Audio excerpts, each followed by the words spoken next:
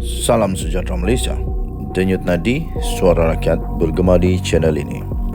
Terima kasih kerana bersama-sama dalam channel ini untuk mendapatkan berita-berita terkini yang sensasi, mantap dan terbaru. Bagi anda yang pertama kali bersama dalam channel ini, jangan lupa tekan butang subscribe, like dan share. Terima kasih sekali lagi. Denyut nadi suara rakyat bergema di channel ini. Berita terbaik di channel ini. Kita jumpa lagi.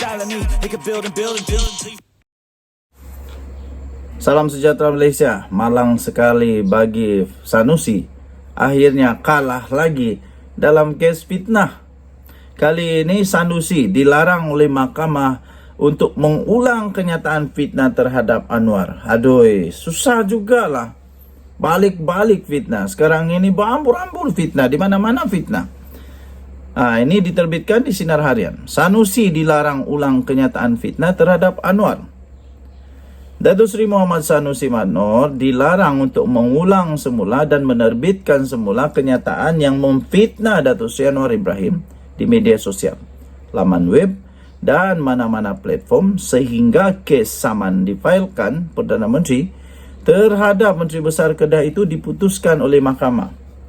Peguam Datuk S.N. Nair yang mewakili Anwar berkata, Hakim Mahazan Mataib membenarkan permohonan interparti injuksi di pohon pengurusi Pakatan Harapan itu pada prosiding yang telah dijalankan secara dalam talian pada Selasa di Mahkamah Tinggi Alor.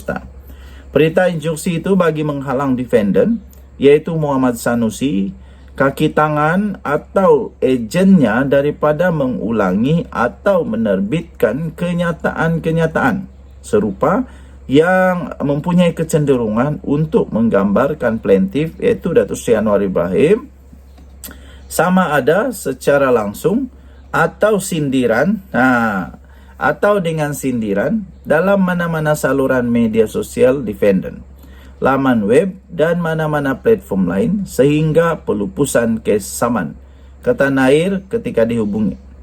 Menurut Nair, mahkamah menetapkan 19 Februari 2024 untuk pengurusan kes di hadapan pendaftar menerusi e-review. Pada prosiding hari ini, Nair turut dibantu oleh Peguam Jadin Pon Y. Ken, manakala Muhammad Sanusi pula diwakili oleh Peguam Yus Farizal Yusof dan Adam Lukman Amdan. Hari ini ditetapkan untuk keputusan permohonan itu selepas pihak-pihak terlibat selesai berhujah pada 16 Oktober lalu. Jadi maknanya tuan-tuan dan puan yang dihormati sekalian, maknanya selepas dihujah didapati bahawa benda ni memang ada kes. Jadi Sanusi diarahkan untuk tidak lagi mengulang fitnah. Maksudnya pada hemat saya, pada pendapat saya, ada harapan kalah kot. Ada harapan kalah kot. Kesian dia, kesian. Okey, kita jumpa lagi. Selamat pagi Malaysia. Bye-bye. Salam sejahtera Malaysia, denyut nadi suara rakyat bergema di channel ini. Saya bacakan satu surat. Surat yang ditulis diterbitkan di malaysiakini.com 13 Disember 2023. Surat ini ditulis oleh Kutubuddin Buzurgon Hasan. Surat ini saya baca saja. Surat kehendak Islam atau PAS. Kehendak Islam adalah melahirkan kedamaian dan kerahmatan sesama insan, melangkaui warna kulit serta anutan fahaman ideologi.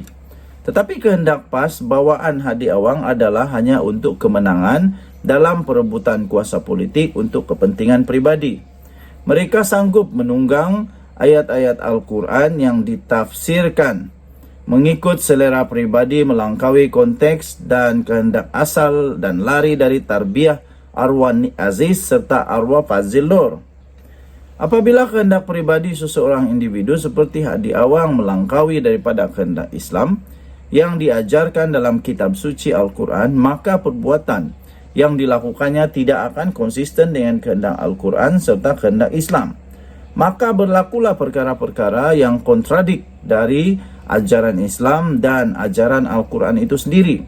celaan, cacian, kutukan serta fitnah akan sentiasa diamalkan apabila kepentingan pribadi mendahului daripada ajaran agama Islam. Kerana Islam melarang umatnya melakukan perkara yang dinyatakan itu.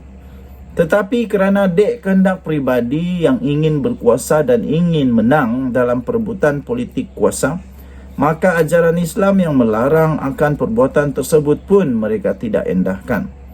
Malahan mereka sanggup pula bersekongkol dengan sosok-sosok yang pernah mengamalkan politik pecah, perintah, bawaan penjajah.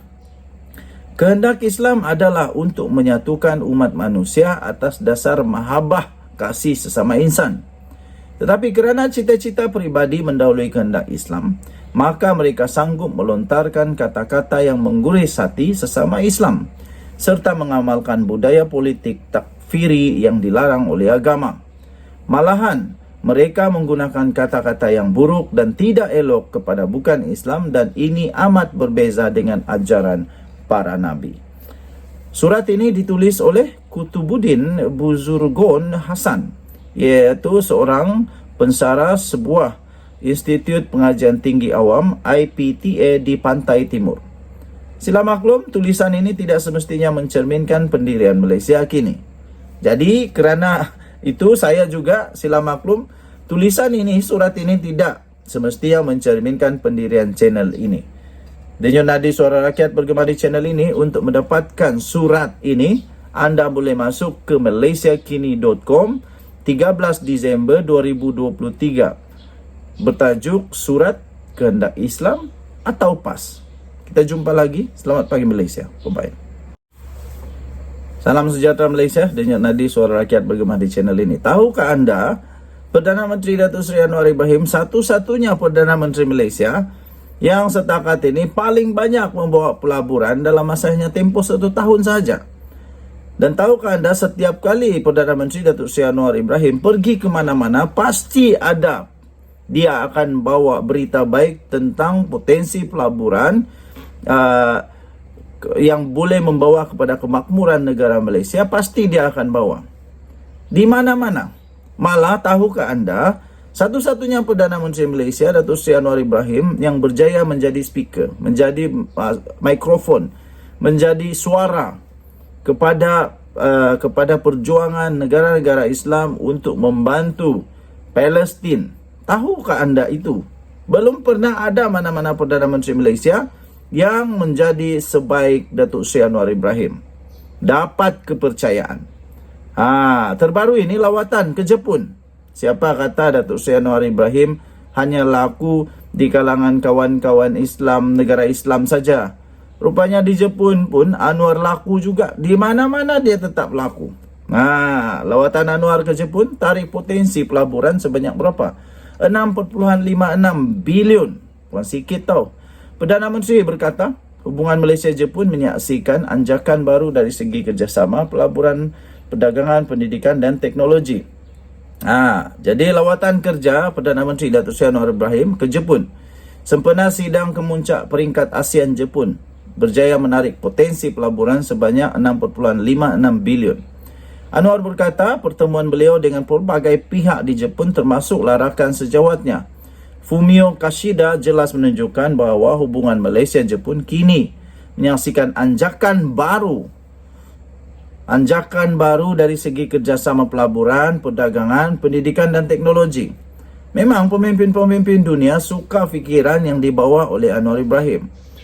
Ada anjakan paradigma yang baru, ada fikiran yang baru, ada satu pendekatan yang baru, satu pendekatan yang tegas tapi bukan ekstrim, satu pendekatan yang bagus betul, kukuh betul tapi sederhana. Itulah yang pemimpin dunia mau, yang ada pada Datuk Seri Anwar Ibrahim. Lawatan ke Jepun berjaya dengan membanggakan. Berjaya menarik potensi pelaburan bernilai 6.56 bilion, katanya pada satu sidang akhbar ketika mengakhiri lawatannya ke Jepun itu. Menurutnya, ia merupakan tambahan kepada potensi pelaburan yang bernilai 23 bilion semasa lawatan delegasi Malaysia ke Jepun pada bulan Jun. Bulan Jun 23 bilion. Baru-baru 6 bilion. sudah menghampiri 30 bilion. Jadi jumlah keseluruhan dia 29,56 bilion. Ini barulah PM. Ini barulah kerajaan. Ini barulah Malaysia. Ini barulah Harimau Malaya. Jadi kita harap-harap semua orang yang cuba nak mempertikaikan kehebatan, kepandaian, kecemerlangan, kewibawaan Datuk Seri Anwar Ibrahim, berhentilah. Berhentilah, putus asalah kamu, berhentilah, jangan lagi. Jangan lagi. Muhyiddin Yassin ada tak buat begini? Tiada. Denyut nadi suara rakyat bergema di channel ini. Bye bye.